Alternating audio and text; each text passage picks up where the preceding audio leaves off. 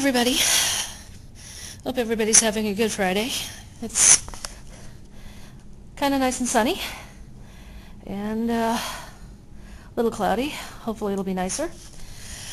And, excuse me, I just really did not want to get up this morning. But what the subject of the video is today is a video response to OleDoHicky's question, why watching NASCAR? Well, growing up, all I thought NASCAR was a bunch of cars just driving in a circle. Well, of course, I knew who all the big names were, because my dad, I think, would occasionally watch NASCAR, and I'd kind of like coming through the house, catch it a little bit. But he was more of a football fan than really NASCAR, even though when he was much younger, he apparently drove stock car for a while, which probably would have been really nifty to see. But a few years ago, a friend of ours moved over to Moscow from Portland, Vancouver area to go to school here. And she lived in student housing where the washing machines are kind of eh. So what she would do is she'd come over, bring her laundry over on Sundays or Saturday night, depending on when the race was. And we'd get together and do dinner and spend the day. She'd do the laundry in our machines. So we have much nicer machines than the university does, I can tell you that. And we'd watch the race and she'd explain it to us. And actually after a while, quite enjoyed it. So she graduated, moved on, and I've since then actually been watching the race on a regular basis. What we do is we record the race on our DVR and hope to the gods that the DVR doesn't stop recording before the end of the race, which has happened to us a couple times this year already. It's really annoying, so we always try and make sure there's plenty of record time.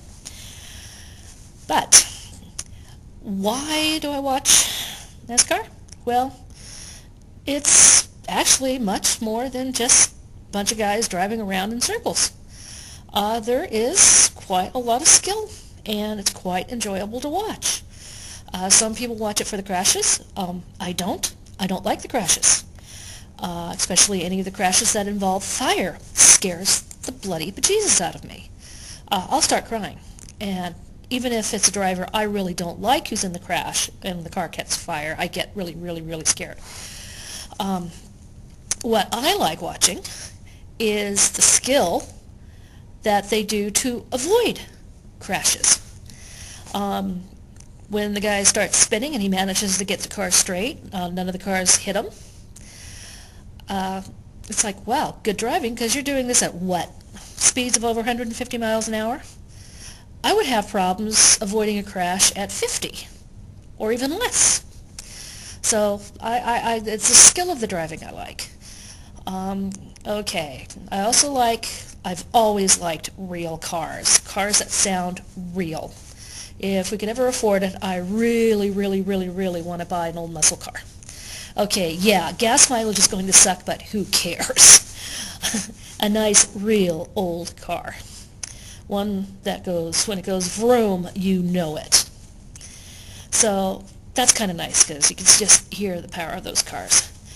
Another thing I really like is I love watching the pit crews, especially during when it seems like all the field comes in, and you got cars coming in, you got cars going out, you've got these guys jumping out, you got it's a dance. And of course it does scare me when somebody gets run over out there, and I really wish that wouldn't happen, but it's unfortunately that, yeah, you've got lots of fast moving cars and big machines and whatnot, and of course you are going to have a few ouches, but it's nice to see it when they can manage to do it and nobody gets hurt. And how do I pick a racer to cheer for? Well, the first time we started watching NASCAR, and it's just the Nextel Cup. I don't bother with the Busch race. I have enough trouble keeping track of all the Nextel drivers. But that first year, Daytona, a couple years ago, Jeff Gordon won. So at that point, I decided Jeff Gordon was going to be the guy I'm rooting for. Great driver, and it doesn't hurt that he's cute. And yes, I like the cute ones, but I also like the older guys with lots of character. I also will root for Junior, Jimmy Johnson, Denny Hamlin, Mark Martin, a few others. For the most part, I don't really root against anybody, with the exception of Brian Vickers. I really don't care for him. And ace number one I really don't care for is Tony Stewart. He's a good driver and all, but I don't like his attitude. For a while there, it was like, okay, he's changing. But then it was like he started doing do as I say, not as I do. He would say one thing and go out and do and proceed to do it. He would say, oh, drivers shouldn't be doing this, this, this, this, and what does he do? He goes out and does that. Now, I understand the whole racing is rubbing thing. You've got guys driving around a track in excess of 150 miles an hour and more. You are going to get a lot of close get-togethers. Now, I don't mind watching the guys go out there and ever so gently kind of tap and move the guy out of the way.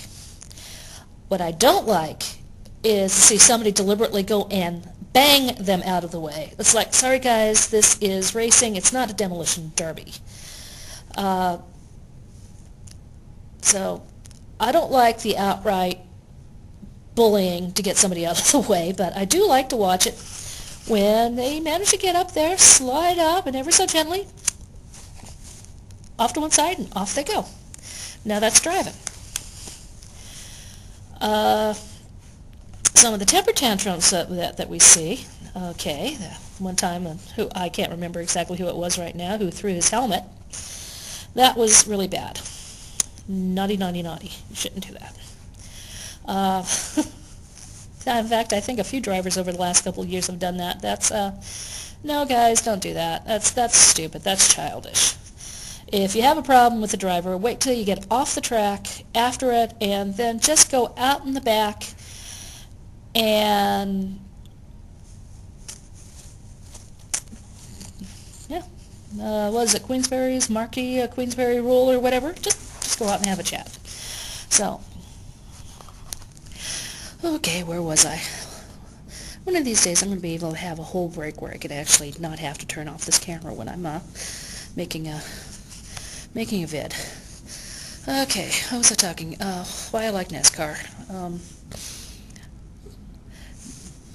But yeah, it's fun.